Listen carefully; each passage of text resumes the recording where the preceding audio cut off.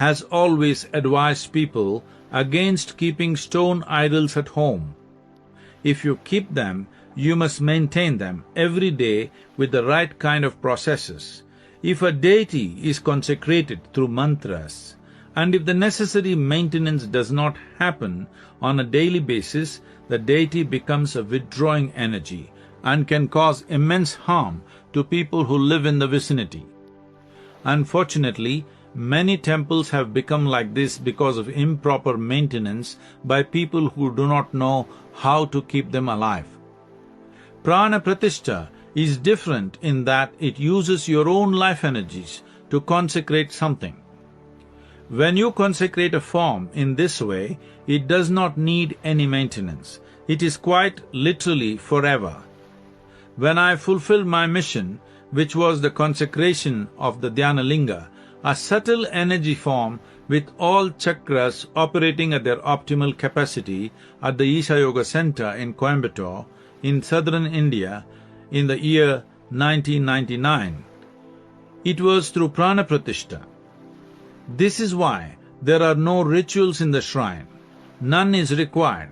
Dhyanalinga does not need any maintenance because its vibrancy will never fluctuate.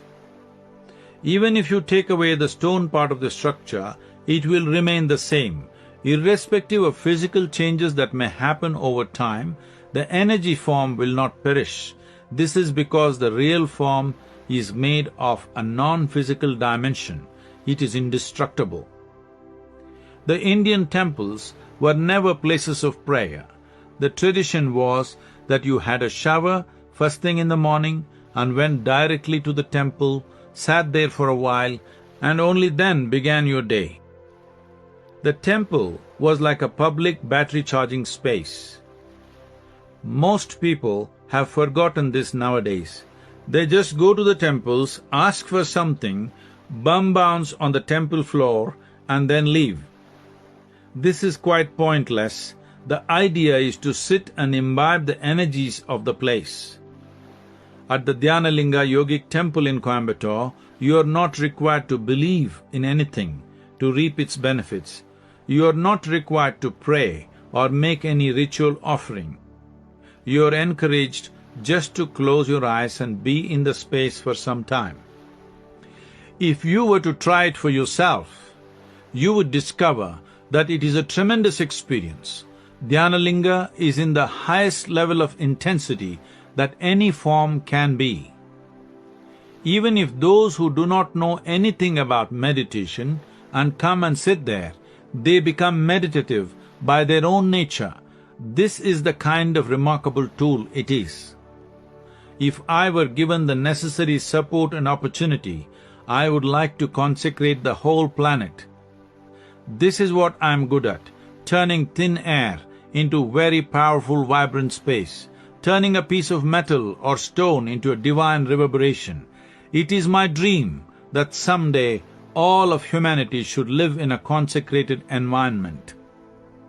Your home should be consecrated, your street should be consecrated, your office should be consecrated, all places where you spend your time should be consecrated. When you live in such a space, your evolution need not stick to Darwinian scale. You can simply leapfrog ahead to a state of ultimate well-being and freedom. In India, most ancient temples were built for Shiva or that which is not. There are thousands of Shiva temples in the country, and most of them do not have any idol as such. They generally have a representative form, a linga. The word linga means the form. When creation began to happen, or when the unmanifest became manifest, the first form that it assumed was that of an ellipsoid, or a three-dimensional ellipse, which is what we call a linga. It started as an ellipsoid and then took on many shapes and forms. If you go into deep states of meditativeness, you will find that before a point of absolute dissolution, once again the energy takes on the form of a linga.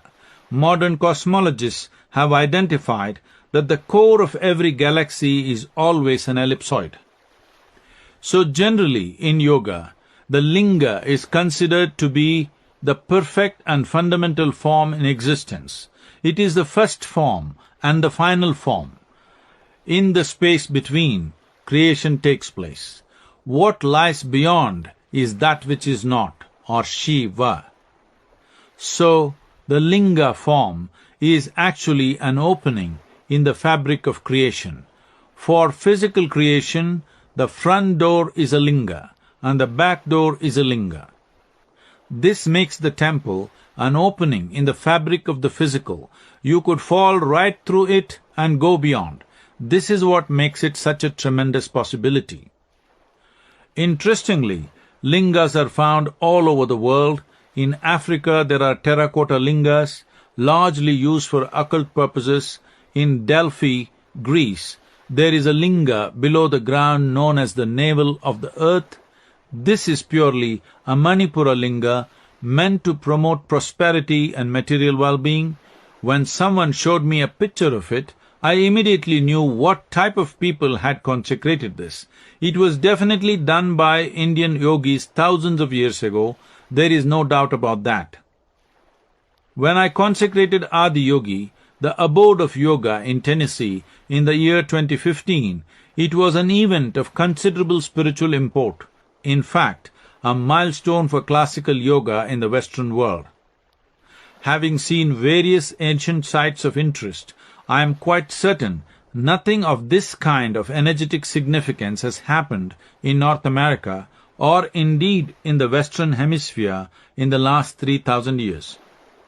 Consecrated through the process of Prana Pratistha, the space is a tribute to Adi Yogi, the world's first yogi, exclusively dedicated to the pursuit and practice of yoga.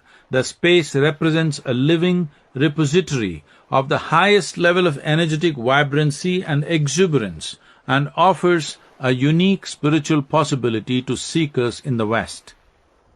Most of the lingas in India right now represent one chakra or two at the most. They are invariably consecrated for material well-being. There are some anahata lingas consecrated to promote peace and joy as well. The uniqueness of Dhyanalinga is that it has all 7 chakras energized at their peak. To create 7 separate lingas of 7 chakras would have been so much easier, but the impact would not have been the same. So the Dhyanalinga is like the energy body of the most evolved being, referred to in the yogic culture as Shiva. Eternally available to all, this is the highest possible manifestation. If you push energy up to very high levels of intensity, it can hold form only until a certain point. Beyond that, it becomes formless. People are largely incapable of experiencing it. Dhyanalinga has been consecrated in such a way that the energy has been crystallized at the highest point beyond which there can be no form. It was created so that the intimacy of sitting with a live guru is available to every seeker who longs for it. Above all, what makes the Dhyanalinga an immense and unprecedented spiritual possibility is the fact that it represents the opportunity to experience life in its complete depth and totality. One who comes into this sphere is influenced on the level of Akashic or etheric body or Vijnanamaya Kosha. If you bring about a certain transformation through physical, mental or energy body, it can be lost in the course of life. But once you are touched on the level of your etheric body, it is forever. Even if you go through many lifetimes, this seed of liberation will wait for the right opportunity to sprout and flower. It took me 3.5 years of very intense process of consecration to complete the Dhyanalinga.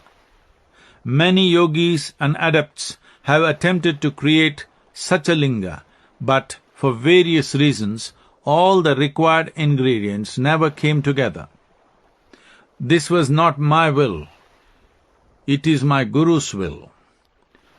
Though my contact with my master was momentary, It has in every way been momentous. It has directed every step of my life, including my very birth. The Dhyanalinga has finally been accomplished with His grace and with the love, support and understanding of many people who gave of themselves knowingly or unknowingly, willingly or unwillingly, consciously or unconsciously. I am grateful to them all. Mountains of Grace.